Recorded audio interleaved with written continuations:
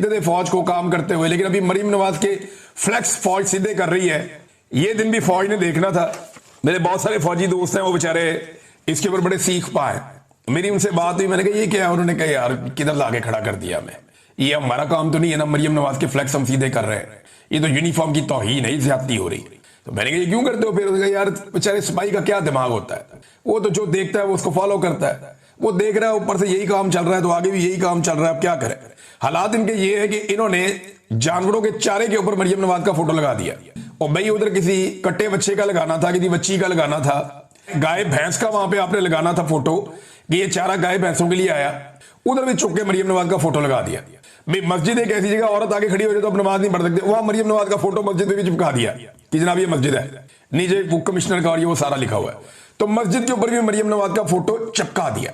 अपना फोटो चिपकाने का जो शौक है ना, वो ये बता रहा है कि ये लोग ज़हनी मरीज हैं, इनको इलाज की जरूरत है। इनको इक्तदार दे दिया पकड़ के एस्टेब्लिशमेंट ने, इन्हें तो अब इस वक्त इलाज मिलना चाहिए था, इन्हें लाके इक्तदार में बिठा दिया। कैसी ज्यादती की है इनके साथ, और कौम के साथ उससे बड़ी ज्यादती की है। नाज़रीन एक चीज और मैं आपको बताता हूं कि ये बातें बहुत बड़ी बड़ी कर रहे हैं। सबसे पहले गंडापुर ने बढ़के मारी थी, फिर ख्वाजा आसिफ ने, फिर मुसद्दक मलिक ने, फिर हुकूमत के और बहुत सारे लोगों ने, फिर टिकटॉकनियों ने और उसकी मालकन ने, सबने मैदान में आके बढ़ के मारी थी कि जनाब हम ये अवाम के साथ ज्यादती नहीं होने देंगे, ये हम अपने इलाके डबो देंगे, अवाम को बचाएंगे, ये जो दरिया के अंदर तजावजात हैं ये खत्म होनी चाहिए, ये जो गैर कानूनी सोसाइटियां बनी हुई हैं ये नहीं बननी चाहिए। किसी एक के खिलाफ भी कानूनी कार्रवाई नहीं हुई अभी तक। पाकिस्तान डूब गया, पाकिस्तानी रुल गए, गरीब आदमी की फसलें रुल गई, चावल के दाने आपके पास नहीं है। अब इस साल बेड़ा गर्क कर दिया चावल की फसल का पकड़ के इन्होंने, सिर्फ दरियाओं के रास्ते बंद कर करके। ये पानी दरियाओं के रास्तों से जाना चाहिए था ना। ये जो आपने सोसाइटियां बनाए बंद बांधे, आपने अजीबो गरीब दरियाओं का रुख मोड़ दिया, वो क्या पानी फिर देहातों में सैलाब आ गए तो पूरे के पूरे इलाके रुड़ गए, और इनकी फैक्ट्रियां महफूज हैं, इनकी सोसाइटियां महफूज हैं। ये कहते हैं हम ये नहीं होने देंगे। तजावजात के खिलाफ इन्होंने बढ़ के बड़ी मारी हैं, लेकिन एक भी बंदा, कोई मुकदमा दर्ज नहीं हुआ, कोई बंदा गिरफ्तार नहीं हुआ। गंडापुर ने कहा मैं हटाऊंगा सारी तजावजात। वो एक होटल के ऊपर एक दीवार गिराने पे गंडापुर को मिलके उनके साथ खुशगपियां लगानी पड़ी अमीर मुकाम के साथ। यहां अलीम खान जिसने दरिया के बीच में सोसाइटी बनाई, जिसको गिरफ्तार होना चाहिए था इस वक्त, उसके ऊपर मुकदमा होना चाहिए था, वो मरियम नवाज के साथ कश्ती में झूले ले रहा था। अंदाजा करें आप। और मुझे तब समझ आई कि दरिया रावी में कर क्या रहा है। वो लोगों ने बताया कि जनाब बांध तोड़ दिए अपनी सोसाइटी बचाने के चक्कर में, फिर भी सोसाइटी में पानी घुस गया, लोगों का करोड़ों अरबों का सामान ज़ाया हो गया, कोई गिरफ्तार नहीं हुआ। भैया एनओसी भी कैंसिल कर दो, कोई मुकदमा ही दर्ज कर लो, किसी को गिरफ्तार ही कर लो, लेकिन ये सिर्फ सियासत करेंगे। इस वक्त ये बातें चीतें की जाएंगी, दिहाड़ियां लगाई जाएंगी, और फिर ये अपने अपने काम पे लग जाएंगे। इन्हें लगता है कि पाकिस्तानी भूल जाएंगे, जल्दी भूल जाएंगे, लेकिन इंशाल्लाह हम पाकिस्तानियों को भूलने नहीं देंगे। ये बातें हम बार बार याद दिलाएंगे और ये बातें याद रखनी पड़ेंगी।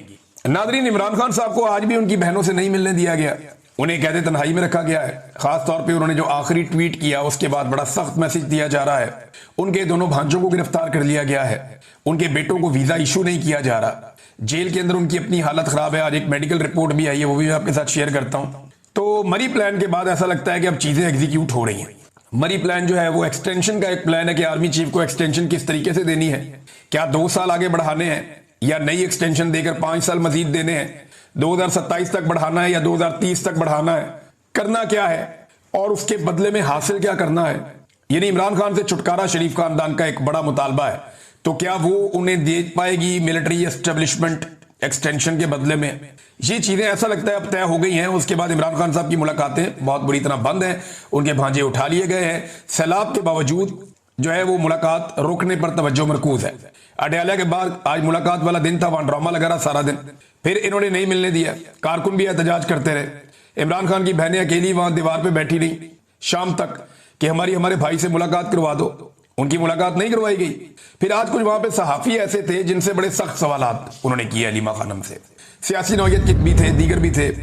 मरे हुए को मारना बड़ा आसान होता है, वो जर्नलिस्ट हैं, मेरे कुलीग हैं, लेकिन दबाव बहुत होता है जर्नलिस्टों पे भी, मैं जानता हूं अच्छी तरह। एस्टेब्लिशमेंट बहुत दबाव डालती है। तो बड़े ऐसे सवाल किए गए कि इमरान खान नाम लेके क्यों तनकीद करते हैं इदारों के ऊपर, वो नाम लेता है इदारों का। तो उन्होंने कहा ये क्या है, आसिम मुनीर का नाम लेता है ना, तो इसमें क्या है, वो साबिक वजीर आजम है, उसे कैद तन्हाई में रखा हुआ है, ये ज्यादा बड़ा जुर्म है। और ये कौन कर रहा है, आसिम मुनीर ही कर रहा है, उन्होंने ये कहा। तो अलीमा खानम ने दोबारा से डट के उस पर तनकीद कर दी। आसिम मुनीर पे और खुलकर उसके बारे में बात कर दी। अब साबिक वजीर आजम को डाला हुआ है कैदे तन्हाई में और उन्हें मुलाकातों की इजाजत नहीं दी जा रही।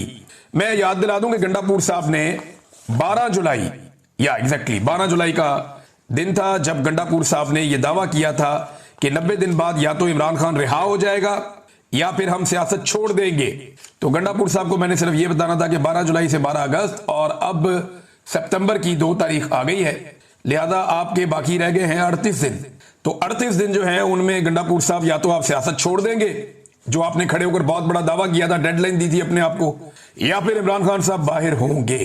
तो मैंने उस वक्त कहा था कि इनके पास 3 महीने के बाद कोई और बहाना होगा कि ये ना होता तो इमरान खान छूट जाता, वो ना होता तो इमरान खान छूट जाता, ये मेरी बात मान लेता तो इमरान खान छूट जाता। तो बड़े बड़े इन्होंने दावे पहले भी किए, बड़ी बड़ी बढ़के मारी हैं। वो 12-14 क्लिप है मेरे पास, किसी दिन आपको सुनाऊंगा कि गंडापुर ने कैसे इमरान खान को छुड़ाने के दावे किए और फिर किया क्या। बहरहाल इमरान खान साहब की मेडिकल इशू के ऊपर एक रिपोर्ट आई है और ये रिपोर्ट कह रही है कि हैरानकुन इंकशाफ है इसके अंदर, जिसके मुताबिक पहली बार पिम्स मेडिकल बोर्ड ने कान और दांत के हसास होने की बुनियाद पर सपोर्टिव मैनेजमेंट तजवीज की है इमरान खान के लिए। 2024 से उन्हें चेक किया जा रहा है। इमरान खान साहब के जो अपने डॉक्टर हैं, जुलाई 2024 में उन्होंने जेल का आखिरी विजिट किया था और अब तक 15 से ज्यादा मुख्तलिफ डॉक्टर उन्हें चेक कर चुके हैं। लेकिन यहाँ पे इशू है, देखिए इमरान खान शिकायत नहीं करता, वो जिस्मानी लिहाज से खुद को मजबूत रखने में कामयाब रहे हैं इमरान खान साहब, लेकिन उनके कान और दांत का इशू बढ़ रहा है। अब उसे आप बगैर सपोर्ट के काबू रखने में इस उम्र में कामयाब नहीं होते, ये मुश्किल होता है। लिहाजा डॉक्टर भी अब ये कह रहे हैं कि करना पड़ेगा, लेकिन इमरान खान की हिम्मत को दाद देनी पड़ेगी कि दांत और कान ये 2 ऐसी दर्दें होती हैं जिनके बारे में लोग कहते हैं कि ये दर्द किसी को भी ना हो, बड़ी शदीद दर्द होती है।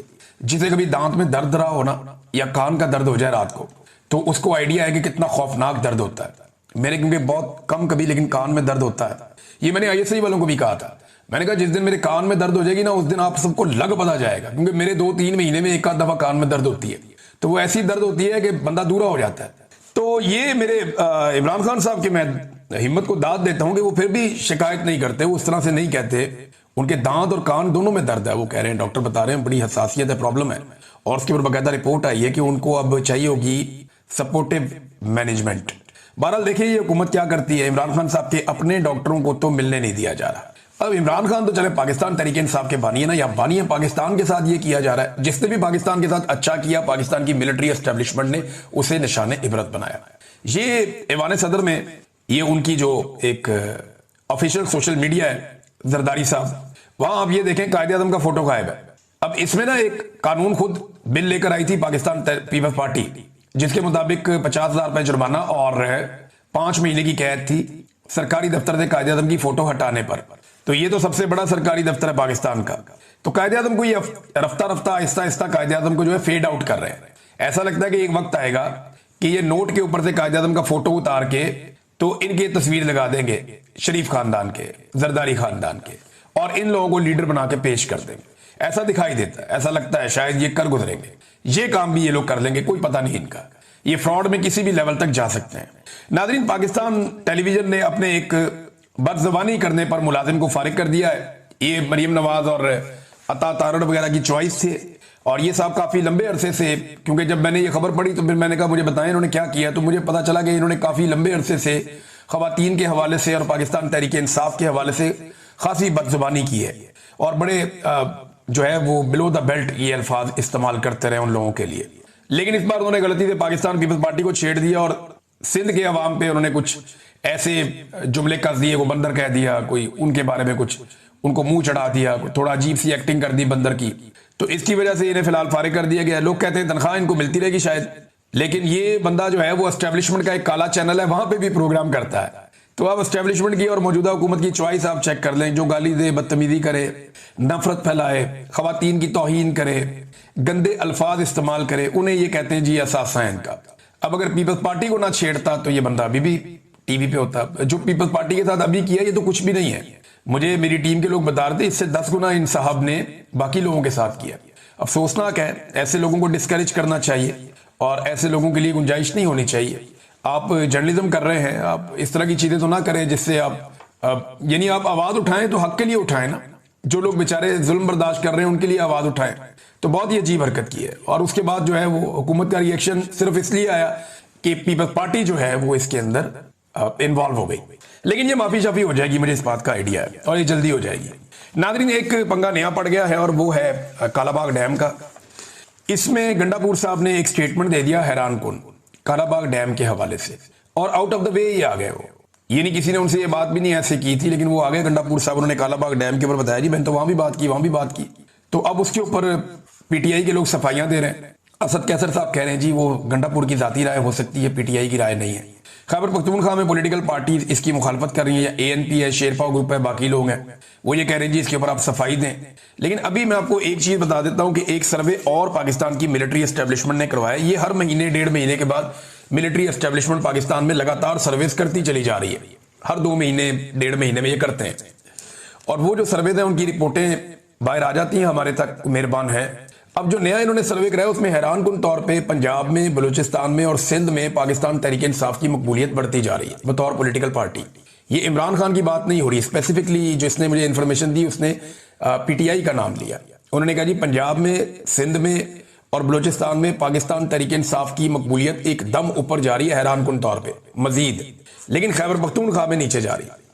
उसकी एक तो ये रीजन है जहां पे आपकी हुकूमत होती है वहां पे आपकी मकबूलियत कम होती है, ये बात ठीक है।